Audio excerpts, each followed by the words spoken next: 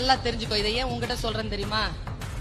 என் வலிகளை கேட்பதற்கு யாரிடத்தில் காதுகளும், என் கண்ணீரை சுமப்பதற்கு யாரிடத்தில் தோள்களும் இல்லை என்று இந்த வயதில் புரிந்து கொண்டால் வாழ்க்கையில் சில வெற்றிகளை தவிர்க்கவே முடியாது. செல்ஃப் ரெஸ்பெக்ட்ஃபுல், செல்ஃப் ரெஸ்பெக்ட்ஃபுல்லா நில்லு. உனக்கான உணர்வுகள், உனக்கான விஷயங்களை நீ சந்தின்ற. நானு யூ ஃபேஸ் இட். உனக்கானது தானே அது. ஏன் அடுத்தவர்கள் வாயில போடுறத அடுத்தவர்கள் காதுல ஏன் போடுற? அதை கேட்கறதுக்கெல்லாம் அவங்க கிட்ட காதுகள் கிடையாது, யாருக்கிட்டையும் கிடையாது.